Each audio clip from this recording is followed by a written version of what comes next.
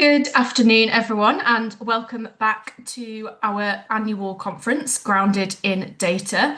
Um, just before I introduce our next speakers, I thought it might be helpful to reiterate the housekeeping points in case anyone is joining us for the first time this afternoon.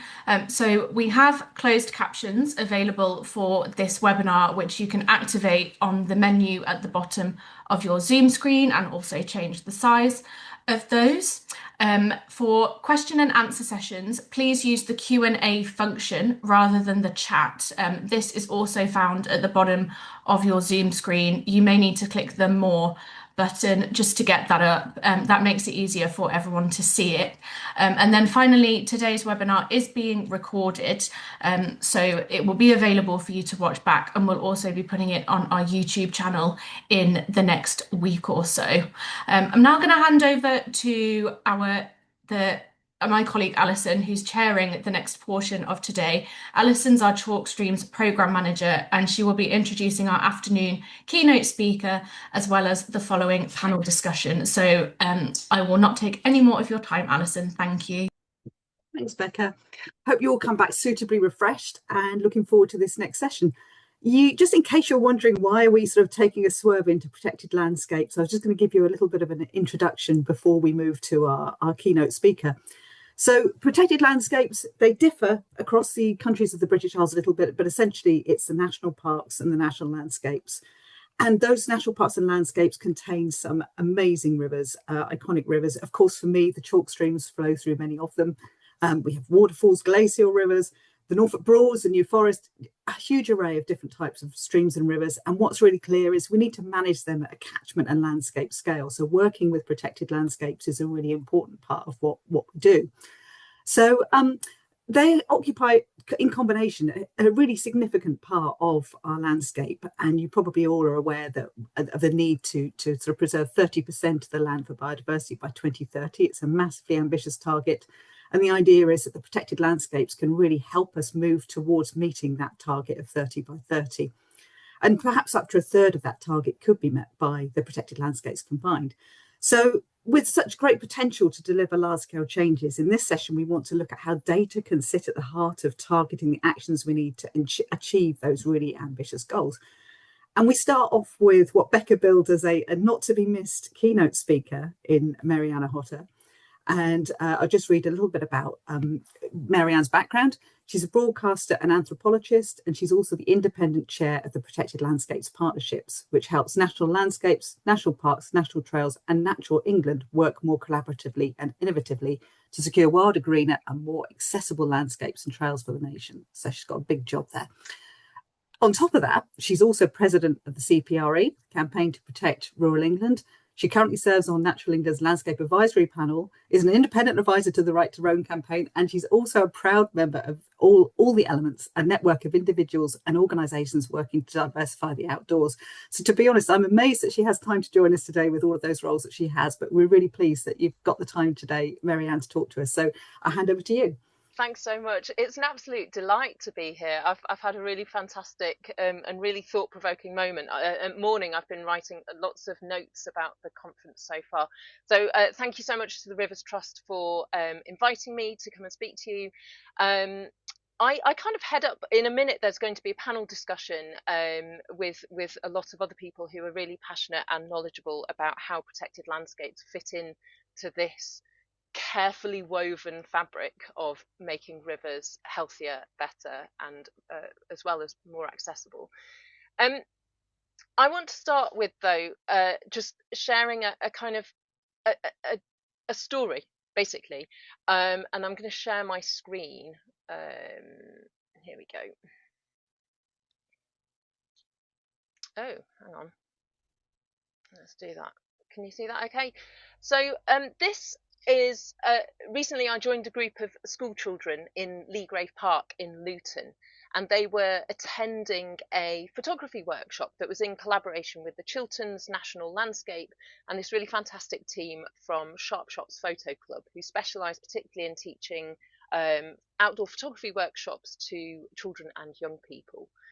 And we went to this suburban park in Luton. It's called Leagrave Park, and in the heart of the park, 5 springs rise to form the chalk stream, the River Lee. As the people on this call will know far more than most, it's one of those rare chalk streams, fewer than 300 in the world. Rare, like, as I explained to the children, rare like the Amazon rainforest, rare like the Serengeti. And the looks on their faces when they realise that their little patch of Luton, now the funny thing about national landscapes and protected landscapes boundaries more generally, is that often they're described to exclude places like Luton. Luton's the little gap in the top right corner, but they are right on the doorstep. And the origin of this project with the photography workshops was to encourage access for all, because a lot of these children live within 5 kilometres of the national landscape boundary. They live within a walking or a bike ride of this amazing rare chalk stream that rises in the heart of their park. And they don't know it's there, and they don't know that it's special, and they don't know that it's theirs. And that was one of the things that we were hoping to change. So this is just next to where the chalk stream rises. Where the chalk stream actually rises, the actual source is a really, really ugly concrete plinth with municipal railings around it, and you peer down, and from the icebreaker this morning you will inevitably spot a lesser spotted trainer and a great crested shopping trolley, but there are a team of volunteers in the local area who work to keep Leagrave beautiful and as alive and as healthy as possible. With the kids, we talked about the age and the origin of the chalk from which this water seemingly magically appears on the surface of the earth. More than 100 million years old, made of tiny remains of sea creatures that are older than the dinosaurs. And we talked about when they turn on the tap at home and they fill up a glass of water and drink it, that maybe that water has been under the ground in this chalk aquifer for perhaps thousands of years. And then we explored this huge encircling earthwork. And I've drawn a kind of sketchy, that pink line, it's the boundary of a Neolithic earthwork, so the late Stone Age, dug encircling the 5 springs that rise to form the Chalk River that we now know as the River Lee. Now, this earthwork, it's called Wallard's Bank, that's how we know it anyway, which is probably a Saxon name, but this earthwork is 1,000 years older than the stones at Stonehenge. This is perhaps, I offered to the kids, as a moment for them to consider what their interpretation of this history and archaeology and this landscape that's woven around them might be. I offered to them that maybe this was the Luton equivalent of a sacred temple at the headwaters of a river like the Ganges. Again, it blew their minds, because that was otherwise just the stream that they walk over to get to the bit where you play football or have a picnic or perhaps fly a kite. We then also explored this, which is Luton Henge, and it's a new earthwork, a new art piece, a new monument for the community, and it was constructed and created in 2025 in collaboration with an artist called Matthew Rosier and 1,700 people from the local community who hard packed that chalk into these encircling earthworks, who raised the sarsen monoliths that form a circle around this central space. And you can use it to gather, have a picnic, drink a bottle of cider if you want to. You can do it for music performances and community gatherings. You can also ride your BMX bike up and over those banks. So it's very much a monument designed to be used, to be explored, to both reveal and conceal the landscape. As you can see, one of the classic things about the Chilterns and the Ridgeway National Trail and the North Wessex Downs across that whole stretching southeast England stretch is the visibility of the chalk when it peeks through the vegetation. The kids were amazed that they had the youngest henge in the whole country, and that because by virtue of the geology, by virtue of the chalk streams that link Luton to the sea and Luton to Stonehenge and Avebury, that this was their little part of the whole story. And it really, really blew their minds, that this was something that was theirs, it was in their back garden and it was special. And seeing it through their eyes, it kind of blew my mind too, that we're telling a story that starts more than 100 million years ago and it finishes in the future. I think that the thing that what really that session with the children, what really drove home for me was that it was the story of the river itself, because that river, Little River Lee, and in fact all rivers, capture the best kind of everyday magic, that they're a landscape feature that is at once constant. Luton is there because of that river, but also eternally, magically, momentarily transitory. And it's the old adage that you can never look at the same river twice. And it was a reminder to me as well that rivers are some of the most immediate and tangible ways that we can talk about landscape with people who aren't technocrats, who aren't policy experts, who aren't ecologists, that we can talk about landscape management, we can talk about the scale of landscape and water catchment and care that we need to consider, that it isn't just this, it's this. And we tell a story through space, but also through time, about what the health and the future and the past and the history and the story of these rivers are. Rivers help us inherently and tangibly to understand how we interconnect as well with the natural world, how that we depend on the rivers and the rivers themselves depend on us. So this brings us to the Protected Landscapes Partnership. As Alison introduced, the Protected Landscapes Partnership is a relatively new partnership, bringing together the national landscapes, the national parks, the national trails in England, and Natural England and DEFRA as partners. And it was born out of the understanding, and this is a good news story, born out of the deep understanding that we can be so much more when we work together, when we're aligned in values and we're aligned in ambition and we're aligned in geography. And that's not by putting up hard boundaries around protected landscapes. It's around identifying that that line on the map is an invitation beyond and across. So the Protected Landscapes Partnership champions that kind of partnership working.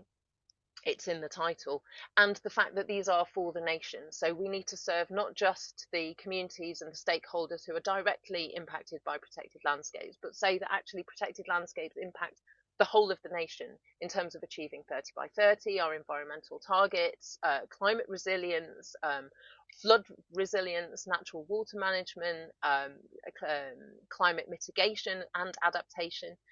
And through that, we've got a whole team of people that are working to support this 25% of England that sits within protected landscapes boundaries.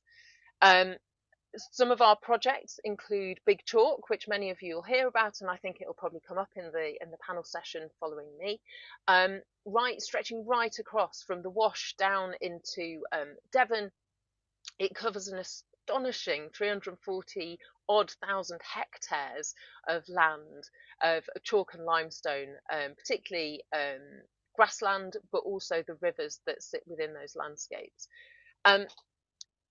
We've got more than 150 partners working collaboratively with Big Chalk, and collectively Big Chalk, because it works both within the protected landscapes and beyond, it covers 20% of England's landscape.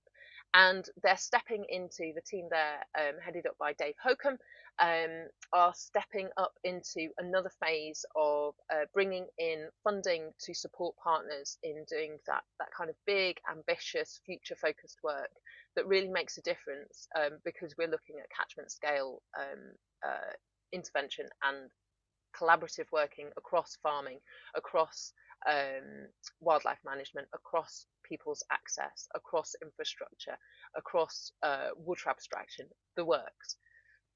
We also have the Landscape Observatory, which is a project based in the Peak District National Park, for monitoring and managing habitat research.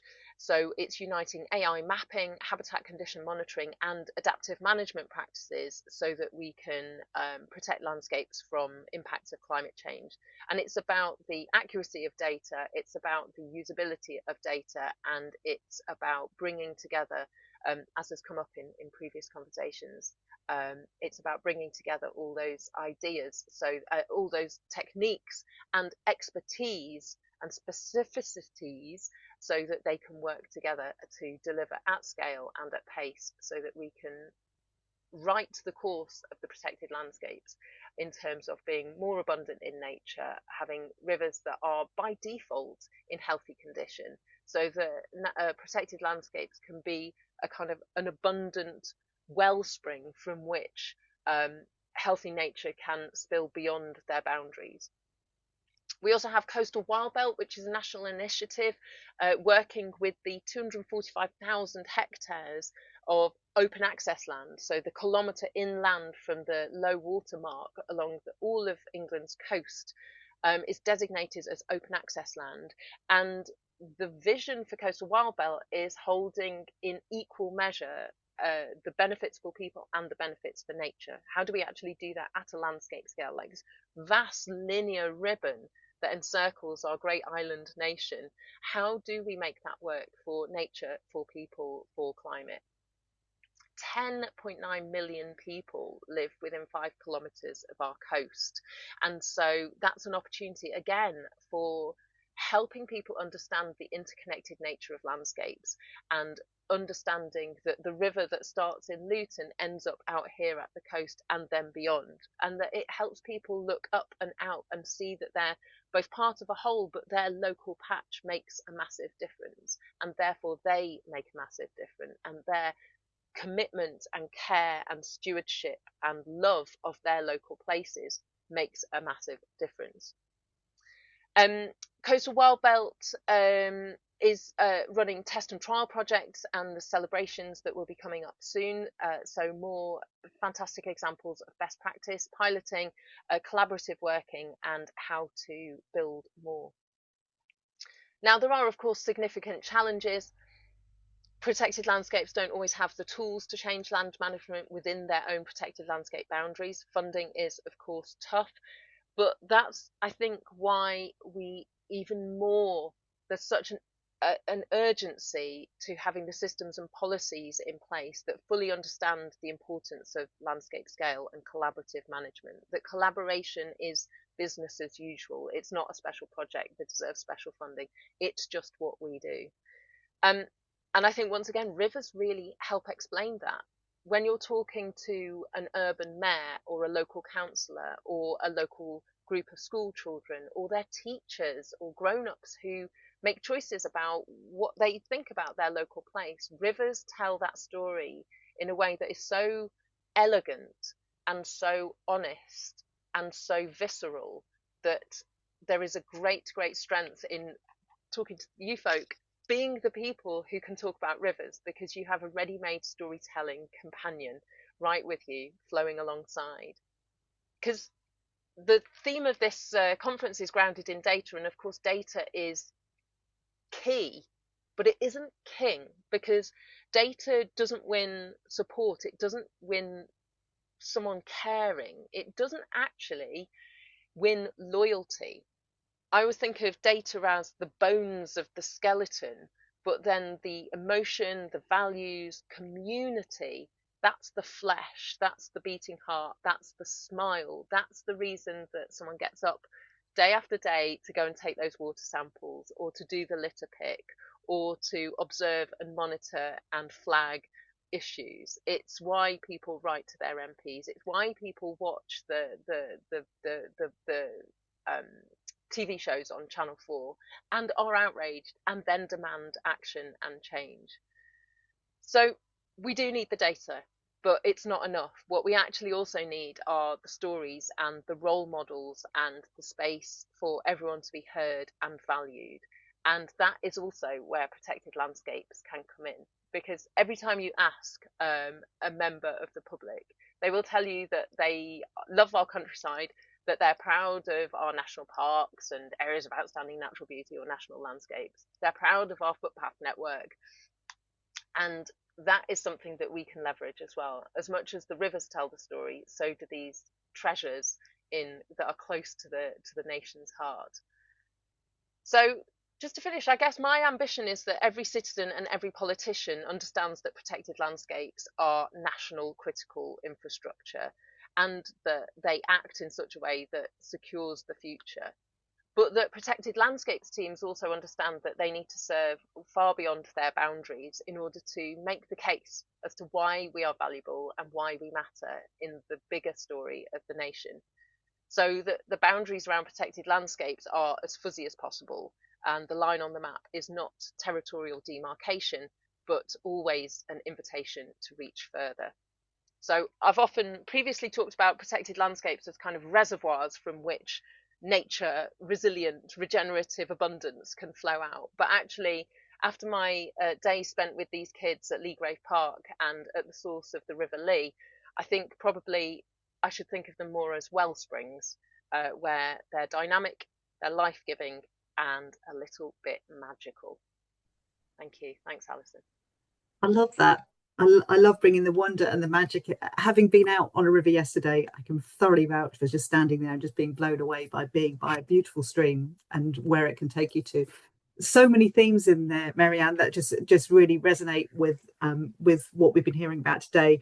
And I think really bringing that human element into it, the fact that it's all very well having data, but we need those enthusiastic, passionate people to actually turn it into something. And that's a theme that I really want to develop in the panel discussion. So we're kind of going to say goodbye to you for now, Marianne, but then you're going to come back and join us for questions. Absolutely. So if people have got questions for Marianne when we come to that part of the session later, please do put them in the Q&A rather than in the chat, and then we can make sure that we cover those later. And in the meantime, I think I'm being joined on screen by the panelists for our next session. And I think Marianne's given us a great platform to sort of think, right, okay, if the data are the kind of the bones of the problem, how do we add that sort of flesh on there with people and with analysis and what we do to really help deliver those massively ambitious targets that the protected landscapes have got? So how do we take the data and turn it into action? That's really the sort of theme that I'd like us to develop in our panel discussion. So you'll see that I've been joined by 4 wonderful people. So I'm just going to go around each of you and just, rather than me read your bio, which is always a bit flat, I'd rather you introduce yourselves. So I'm just going to whiz around the 4 of you, and then we're going to have a few questions, and then we're going to come back for Q&A at the end of the session. So I'm going to start with you, Andy, if that's okay, as an intro. Hi everybody, I'm Andy Gill. I'm Head of Insights Operations at the Office for Environmental Protection. At the OEP, our mission is to protect and improve the environment by holding government and other public authorities to account. My work at the OEP primarily focuses on monitoring, assessing and reporting on government's progress with environmental improvement plans, goals and targets. Thanks, Andy. Moving to Rose. Hi everyone. Hi Alison. It's great to be here. So I'm Rose O'Neill. I am Chief Executive of Campaign for National Parks. We are an independent charity. We campaign for national parks to be wilder, more accessible for everyone. And I absolutely love rivers. It's been a passion for me all my life. I'm a huge fan of the Rivers Trust. I used to be trustee of Wessex Rivers Trust, and when I was lucky enough to work at WWF, I worked with the Rivers Trust lots and lots. So yes, really great to be here today. Thanks. What I love about this job, I just love the enthusiasm that comes for everybody. It's fabulous. Moving to Rachel. Hi, I'm Rachel. I'm head of rivers and catchments at the Ouse Rivers Trust. We're a very small rivers trust with less than 10 of us. But we do have a big area of our operations which either lies in the South Downs National Park or in the High Weald landscape. So, yeah. Lots of experience there. Thanks, Rachel. And Helen. Hello, everybody. Thank you very much for the Rivers Trust to invite me to this conference today. I'm head of the land management section at the Yorkshire Dales National Park Authority, and that covers all our contact with the farming and land management community out there. We cover our wildlife conservation, woodlands, and we develop projects. We deliver farming and protected landscapes as well. So we're very much outwardly focused, but driven on data. So it's really good to be here to sort of talk about our experiences of using data and the problems that we have with it in terms of how we can deliver it on the ground, because we only own 0.4% of our national park area. So we have to work with partners, as well as working with the land managers in the national park. And Mary was talking about partnerships, and we have a very long and trusted relationship with our farmers in our national park, and that helps us deliver a lot at scale.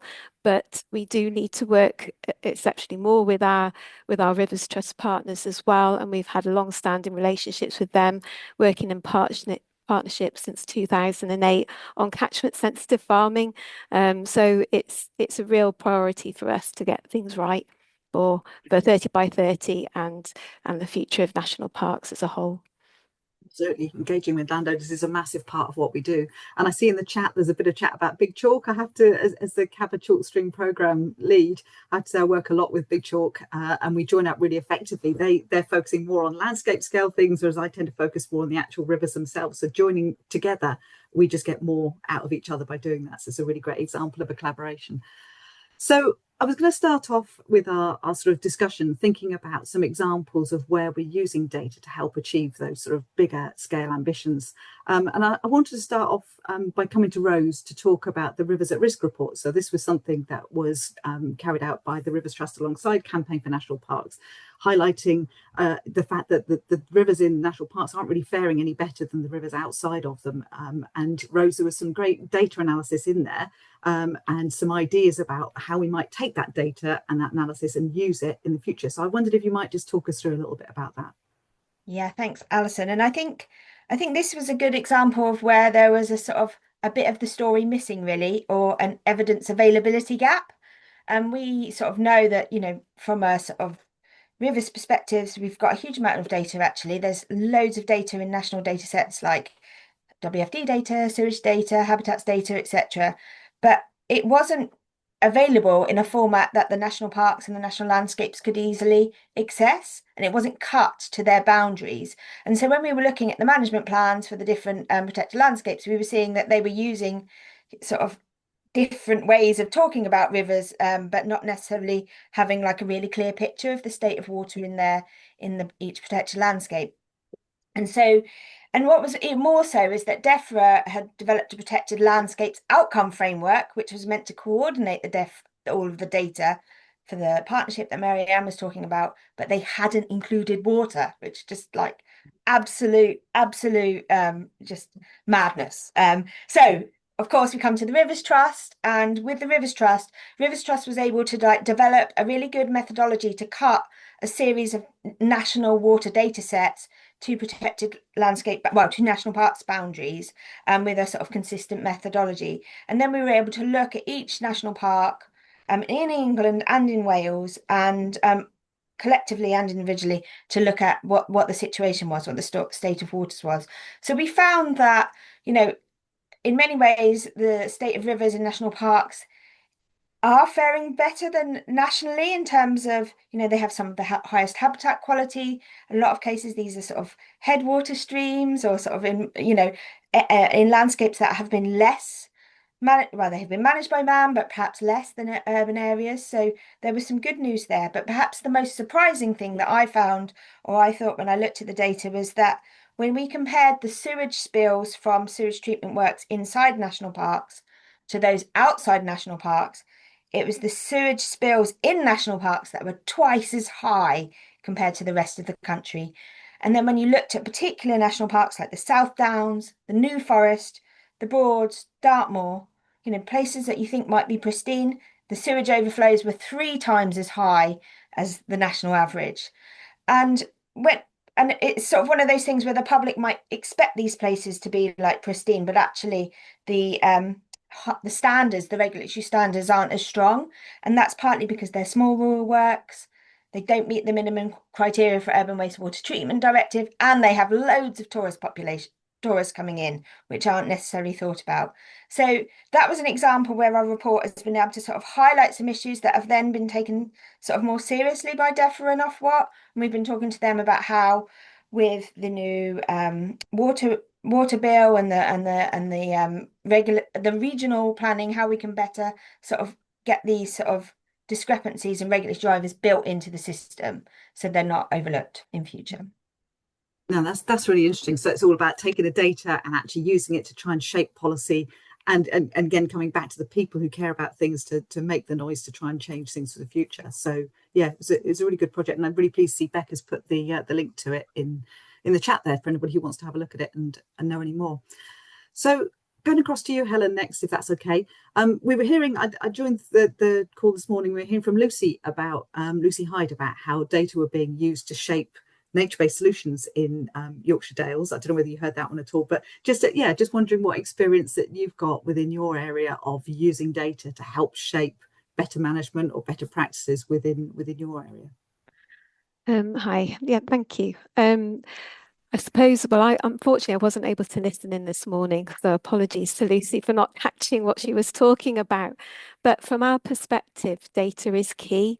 We've got, particularly from the perspective of nature recovery, we've utilised a significant amount of data to formulate our nature recovery plan. And a lot of that information has then gone into our management plan as well, in terms of fixing targets to either be achieved by 2030 or for our nature recovery plan to be achieved by 2040.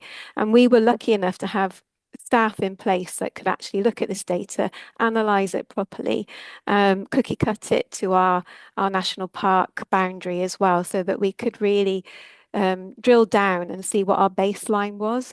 We still have missing data elements, and one of those issues is, you know, what are we missing? Do we know everything about what is missing as well? And do we know what's out there? But for an example, from my perspective, we've been working in a small dale that's just off Wensleydale, called Raydale, and it's only about 54 kilometres squared, but it's got a very beautiful but not in very good condition lake in the middle of it called Summerwater. Really shallow lake, glacial lake, mesotrophic in nature, failing water body and a failing SSSI as well. It has a lot of terrestrial habitats associated with it as well. And we've got this trade-off between Natural England and Environment Agency as well, where sometimes they're not talking to one another. So we brought them together to actually try and pool all this information that they had. We employed consultants using EA funding to do this, to actually look in detail at all the information that was out there about Summerwater and what the problems were. And we extended the work into another year. We were able to get bathymetric surveys done, macroinvertebrate surveys, looking at the phosphate volume within the water as well, and sediment fingerprinting. So lots of really detailed stuff that you wouldn't normally do as a national park authority, but it was really good to actually just drill down. And out of that we're born a strategic approach to managing the lake itself, looking at the key issues behind that and trying to formulate some solutions. So we've got short-term, mid-term and long-term solutions and activity that we now need to embark upon. So we're now in that delivery phase, but working in partnership again with Environment Agency and Natural England to try and find solutions or to allow for solutions to be implemented within the SSSI and within the legal framework of the SSSI as well. So we're working with a company down in the southwest that's been doing some phosphate pellet work on Chew Lake down there, on SSSI area down there, and we're bringing them up up to here, Rookwood, I think they're called. And we were wanting to put these gabions of phosphate absorbing pellets into the water system in the lake, just so that we could start to really pull away some of that phosphate delivery that's going on. The sediment is recirculating within the lake. But that's all been derived from the fact that we know that phosphate is a serious problem there. We know what the loading is. We know where it's coming from, because of all that data provision that we've had. So it, from that sort of much smaller scale perspective, it's allowing us to really work in quite a scientific way on the water itself, but then equally working with the land managers within that catchment to try and reduce the amount of sediment loss from either agricultural sources or moorland areas. So yeah, that's just one example. It's a bit of a recurring theme, isn't it, in terms of data being in different places, and actually to make the most of it, you've got to bring people together to share the data and work together to understand the problem, to know what you've got to do to fix it. So it's different scales from both of you, but the same sort of concept. And I wonder if I might come to Rachel next. South Downs, I live on South Downs, so it's close to my heart. So if you've got experiences of where you've been using data to make those changes. Yeah, so I thought I'd just share an example of a collaboration that the Rivers Trust did. Actually, it was led by, Rob Collins, and his links with the University of York in the lab of Alistair Boxall, which has kind of generated data on a sort of less well-known part of water quality, which is like pharmaceutical pollution. So building on what Rose said about, the number of sewage spills in the national parks being more than in urban areas, this was a study that just specifically looked at 54 different active pharmaceutical ingredients. So, we were just one of the many Rivers Trusts that went out and collected this data. And the results, as Rose was saying, it just reveals that in our most protected landscapes, these surface waters are completely contaminated with human medicines, and these medicines are often above the level, the threshold for concern for all sorts of things, fish and invertebrates, and they get into plants and they get into the food chain. So there was a range of pharmaceuticals were tested, over the counter things like antihistamines and antifungals, and then some more prescription medicines, antidepressants, antibiotics, beta blockers, a whole range of different compounds were tested for. And the quick take homes from the study really were that metformin, caffeine, and paracetamol were found in the highest concentrations. And it's no surprise, really, because metformin is a drug. There's been global studies on pharmaceuticals. It's a drug that 90% of it that enters your body gets excreted. So, it's bound to be found in the highest concentrations. But, as Rose was saying, this is a problem that hasn't really been picked up. And there's a lot of data gaps still to be filled with pharmaceutical pollution. So, we were really happy that the Rivers Trust could come together as a collective movement to help this study, which hopefully will produce action for protected landscapes, and maybe even policy changes and even innovative changes, like green chemistry. In the European Union, there's this Benign by Design campaign, which is looking at, medicines that actually break down in the environment to protect waters. So, yeah. Yeah, that's a fascinating one. Rob is actually my boss, so he'll be very pleased that you've mentioned that. But he certainly spends a lot of time and effort trying to address that. And I think that's a really good point in terms of Marianne's point about sort of things seeping out of the natural landscapes and it not being a barrier and a boundary.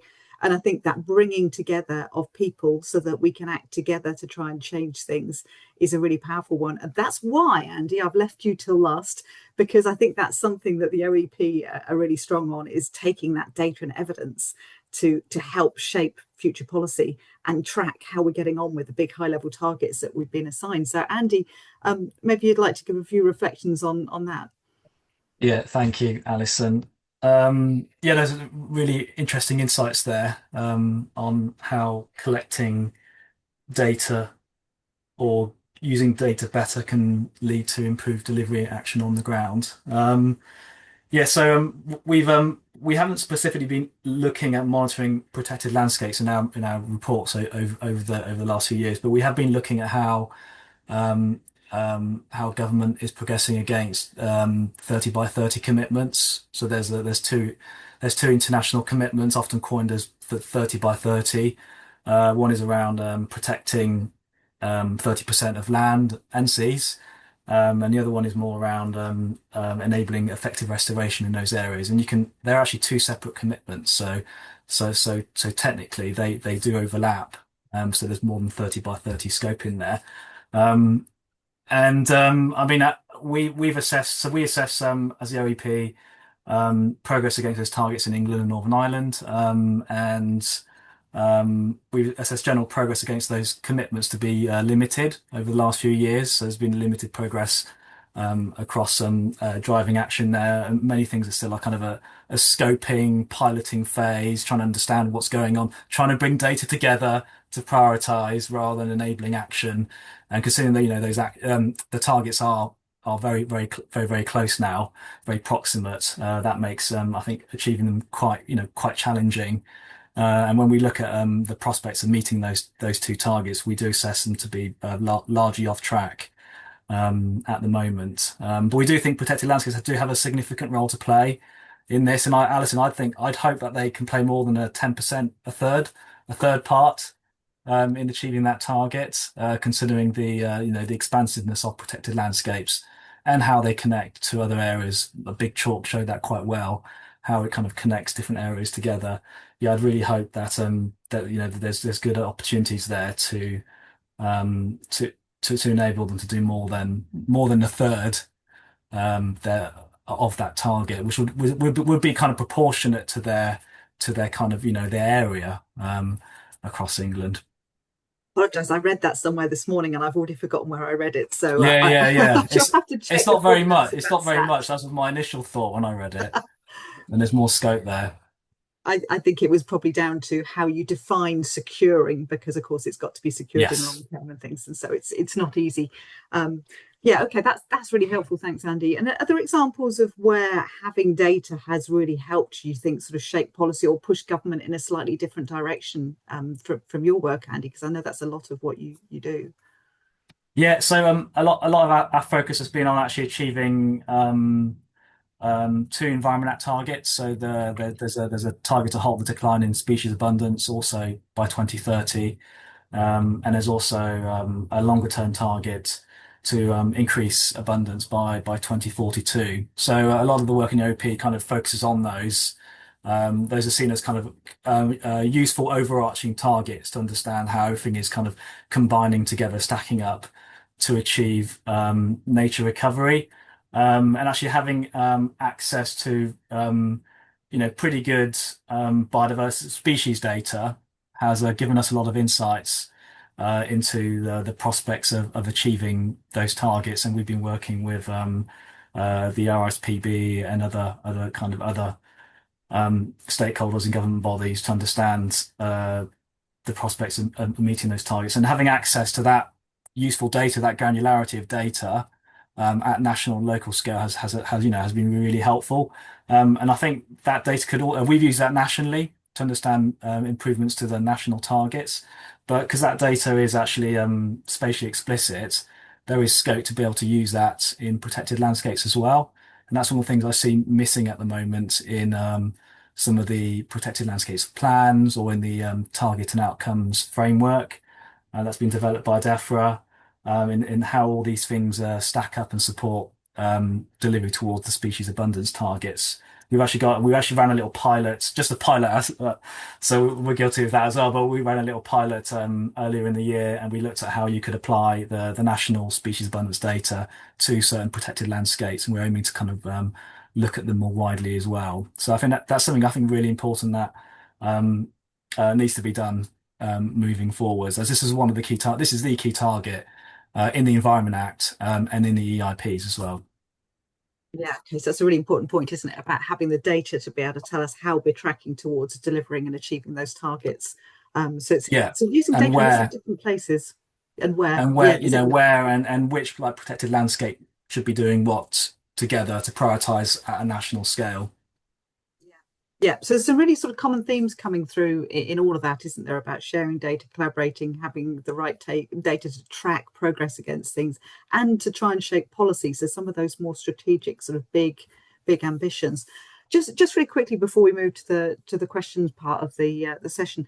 So we've explored some of them, but are there sort of particular things that you really think collectively we should be doing more of or doing differently that would help? So sort of sharing data is the obvious one. Collecting data to better track progress against the targets that Andy's just talked about is another one. But are there any other things that any of the panelists can think of they think we should be doing more of or doing differently? That's a tricky one. I can come in, Alison. Yeah, sure, Rose, thanks. One of the things that I just think is really, having worked for a long time in freshwater and now working in sort of more terrestrial policy, I just cannot believe the sort of disconnect between terrestrial and freshwater. And I think that is one of the things that I think, if you're doing a great river restoration project, you need to think about how the river moves across the landscape and is connected to the land. It's not just what happens in channel. And so I think that even in like DEFRA and in the way we work in these things, they're very siloed, and so there's not. And so I'll give one example. So New Forest streams, the New Forest is probably one of the most biodiverse places in the UK, 23,000 recorded species. But the water company is saying that they're not prioritising the sewage upgrade on one of the streams because it's not a triple SI. And that river runs through that landscape. And when in January, the river was spilling out sewage all over the landscape. So just joining up between these sort of, and I don't know whether that's a way of thinking or it's policy or what we can do in an evidence space to sort of join up between the landscape and the. You're getting a lot of sorry for cutting across you, Rose. I was just going to say you've got a lot of support for that view coming in from comments on the chat, and certainly when we talk now about in the talk stream world, we're talking a lot about river restoration. We're talking about riverscapes, and we're talking about making sure that we're including the floodplain, not just looking at the river. So I think there's a growing thought that we definitely need to head in that direction. And the Making Space for Water campaign that Rivers Trust is part of is also all about trying to get people managing sort of riparian corridors in the wider landscape. So I think the people here are probably sold on that idea. We probably need to work on selling it to others. Andy, you were going to come in. Yeah, 2 points. So yeah, I completely agree with Rose on the lack of disconnect, or the disconnect between freshwater terrestrial landscapes, and you see that in some of the the kind of the policy documents and some of the targets as well. And I think one of the challenges that water features are generally linear features or largely linear features, and so they always are a small proportion of a hectareage or spatial area, and a lot of the targets we work towards nationally are like that. So kind of there's always a bias towards doing things on the land because they are a bigger area, even though everything from the land eventually flows into those rivers and into the sea. So it's a constant challenge in trying to kind of shift direction and make people look at rivers and consider them as the kind of the receptor of everything that's happening on the land where you're trying to do things. But yeah, it's a constant challenge there. And I think there needs to be more thinking around how we perhaps move away from this kind of spatial hectareage approach. Otherwise, there's always going to be a bias towards doing things on land, and then doing things different. I think we need to. I think we all need to be better at demonstrating what needs to be done. What does it all mean at a different scale? What does all the data we collect mean at a different scale? And I think I think we're very good at understanding things on the ground, at maybe a catchment scale. But then I think to really, help inform policy direction, bringing it all together at a national scale is really important. And there's a disconnect there as well. So we've got this kind of terrestrial freshwater disconnect, and then I think we have this disconnect from sort of national scale direction through to kind of local delivery, and they're not always working together. So we need to kind of we need to sweat the data and evidence more so it kind of works across. Yeah. And I'm doing a bad job of sharing because I've left us now with only 10 minutes for our question session. So Helen, I'm really sorry, but if maybe you can bring your point up in answering some of the questions. And Marianne, if you want to come back and join us to answer any of the questions, then feel free to come back in. So I let the conversation run because we didn't have very many questions, and I look back up again and there's lots. So that's my fault. But I think there's a couple of really interesting ones, and please do upvote the questions because we're probably not going to get to them all. So if you see one that you really resonates with you, then do thumbs up it so that it goes to the top of my list. And I think there's a couple of interesting ones near the top.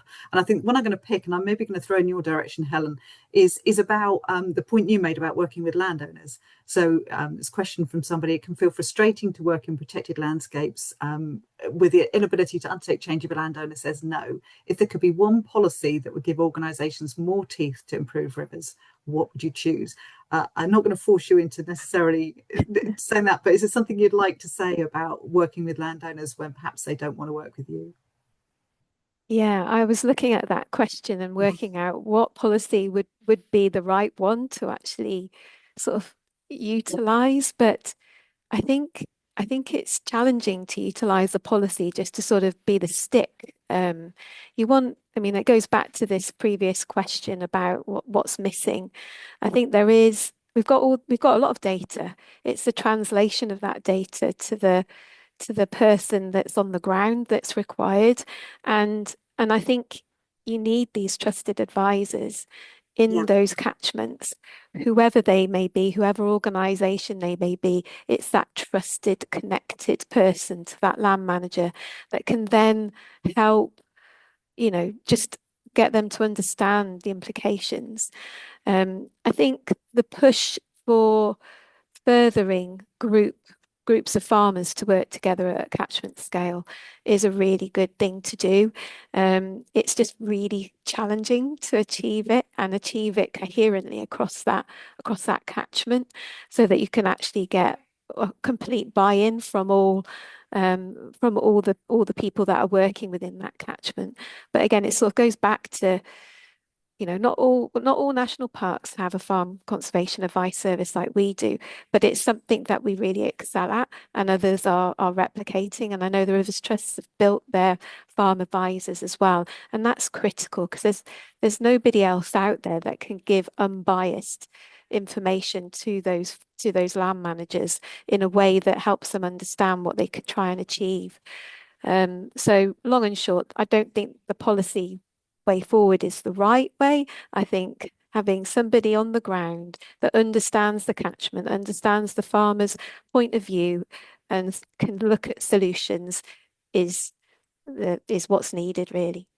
Yeah, I think we do come across that time and time again. It's where you've got those relationships that have been built. That's where you can really start making progress. So it's a really great point. Thanks, Helen. There's quite a few in there about forever chemicals, pharmaceuticals. Chemicals always touches a nerve. I think it's kind of that ubiquitous nature of them, and that's slightly concerning, not really understanding what the impact of them is, that really gets people worried. So I wasn't going to go through each of them, but I think I was going to invite Rachel in a sec to see if there's anything she wanted to say further about that. I do know, for example, the water companies are doing a lot of investigation work about treatment and chemicals, and there was a comment in there as well about sludge, which is also very topical and very concerning in terms of what you find in the sludge, which is going up onto land that would otherwise probably be pretty pristine. So there's a big topic in there, which I'm not sure we're going to resolve in this, but just give Rachel the opportunity to reflect on any of those questions if you've had a chance to see them. I haven't seen the questions, but I suppose one of the take homes from the study over all the national parks was the power of, the individual, the people that are out there on the ground, collecting the data for us and the general public to really lobby for what they want. Obviously the pharmaceutical companies don't want to change their formulations. But if there's a business need or a business opportunity to develop something that can biodegrade better or have less impacts on the aquatic environment, we should be pushing for it very strongly. I think also, that study just was the tip of the iceberg on the chemicals that, we all know they're there, but they're just very difficult and expensive to test for. And, they aren't routinely tested for by water companies. So we haven't really got a handle on the whole situation at all. And it's quite a fast moving environment with things being developed. we don't know what the next thing being developed that's getting into the water is yet, but it will Yeah. be coming. Yeah, I think that could be the topic. We ran a chemicals webinar for chalk streams, and I think it was one of our most well attended ones. So it could be the subject of a whole new webinar, Becca. There you go, mental note for a future event, perhaps. Marianne, there's a question in there that I quite liked, which didn't have that many upvotes, but I'm going to throw it in anyway. Do we learn from other countries about what they do with their sort of protected landscapes? Is there any learning to be had from further afield? Such a good question. I think we need to get into the habit of learning from lots of places. So farmer clusters are a really fantastic example of peer support learning, because the messenger is trusted, because it's your neighbour and it's someone peering over your fence or your wall going, oh, you're doing that, are you? And actually, well, actually I did this, and have you tried that, and what did you do about X, Y, or Z? And I think in terms of protected landscapes as a whole, learning from other countries, there's a kind of quirky thing about our protected landscapes, which they are very different to landscapes, for example, in the US, which are, and lots of other countries, which are predominantly not farmed, heavily managed, heavily modified landscapes, whereas ours are. A lot of our protected landscapes are designated by virtue of the way that people have modified the landscape, because the cultural and historical heritage is as relevant as the natural beauty and the tranquility and open, contiguous nature of the landscape itself. They were never originally designated for nature, because back in 1947, when the first national parks were finally being enacted, no one really thought about nature being at risk. It was kind of just everywhere, but we were not on the wrong side of that tipping point where, massive industrialization of agriculture and an escalation of the way we have industrialized our landscapes has kind of tipped the balance in terms of species abundance and resilience, as well as the profound existential threat of climate change. So there are many things that we can learn, but I think fundamentally some of them have to be tailored to a England or UK specific context, which is that we live on a small island with lots of people and really contested land. Like, our land has to work really hard, and so that's why we need to be smart about looking at stacking benefits and the conversations around how we imagine rivers and what role they play, that they aren't the channel, they are the floodplain. They aren't just the floodplain, they're the catchment. They aren't just the catchment, they're our story, that people have this relationship with rivers that is really deep. That's why I think citizen science around river conservation is so in the ascendant, because people get it. And when people on the street get it, people in Parliament get it as well, because they're basically just people on the street a lot of the time. Yeah. But with more power. Yeah, it's great to work with. Yeah. There is a question for you, Andy, but do you know what? I might even steal it before it gets to you, because it's from Julia, and she asks of you, chalk streams are globally rare. Yeah, Natural England's baseline is acknowledged to be patchy. Is there anything that can be done to get the definitive map update? So it's a question for you, but I'm going to nab it, because the Cabot Chalk Streams group, that is one of the things, I think Julia probably knows actually about this. We're working really hard to improve the map of chalk streams. I think there was previous comment about the fact, if it's not on the map and people don't know about it, then that's a data issue in itself. And so in particular, we're making sure that chalk stream winterbournes are mapped, which for many times they're not, and they're forgotten about, and then they can be built over or damaged. And so, yeah, making sure we've got all of our river network properly mapped is really important. And I'm on the case, Julia, and please do send me your updates. Anybody send me your updates of things that are missing from the current chalk stream map that we need to add. Just having a browse through the rest of the ones. That say there have been a few that have come in now. There is one for you actually, Andy, so you can have this one. So from Mike, he says the data can be used across different targets and projects because it's spatially explicit. Is this not a requirement of all ecological data to be georeferenced? I think the answer might just be yes, but you may want to elaborate. Yeah, I guess some of the challenges we find, I think probably a lot of you find, is that it might be in a different format.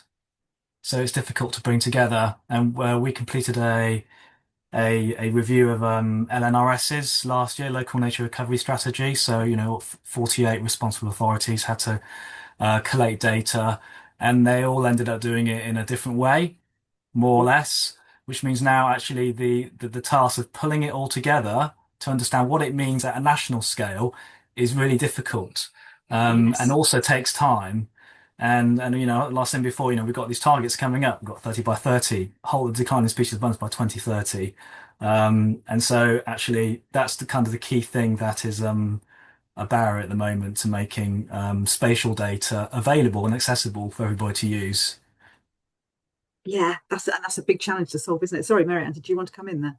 I was going to say, just to build on Andy's point, I think one of the big prizes, and this came up in an earlier session as well, is that if we can horizon scan and say, this is going to happen again, so that kind of infrastructure development, because otherwise it's such a waste of effort and it's a waste of time, and we're against a massive ticking clock, that it just feels like this is going to it's happened before, it's going to happen again. But if we can prevent just one of those duplications of people building data sets or gateways or portals or dashboards that don't talk to each other, then we all make this great leap ahead. And I think this is one of the things that's really interesting when you look at the different partners who've formed these coalitions, these partnerships to do landscape scale nature restoration. Sometimes the partnerships that circumvent the official bodies are the ones that are the most agile and the most innovative and the most able to get people excited about what they do. That's not always true. Sometimes there's absolutely fantastic, like really, really pockets of excellence. But what we need to do is scale that out so that there's not someone else reinventing the wheel just over there, kind of going, oh, I wonder if we try this. You go, actually, how do we share this best practice? How do we build this library of excellent ideas? Yeah. Or cautionary tales, so we don't make the same mistake again. Absolutely, totally agree with that. And I think that's actually probably a really good point to finish on. I have run over time, sorry, Becca, but I think that whole point about making sure we set things up for the future, we handle our data better, so these landscape scale decisions and policies are informed, and we're doing things as quickly as we can, and we're targeting the right things in the right places to really make a difference. So I've actually found that absolutely fascinating, having that conversation with you all. I hope those watching also found it interesting and useful. So I'll hand back to Becca. Thank you very much, everybody. Yeah, thank you, Alison, and everyone. I think like all of you in the chat, I found that session really wonderful. Also love that I've instilled seemingly a little bit of a culture of fear amongst my Rivers Trust colleagues about chairing a session to time. But I don't think that's the worst thing in the world, as breaks in these days are really important. On that note, we've got just over 10 minutes until the final session of our day, where we'll have some lightning talks and then a panel discussion about holistic land and water management across catchments. So thanks again to everyone in this wonderful session, and hopefully we will see you at 3 o'clock for the closing of the day. Thanks.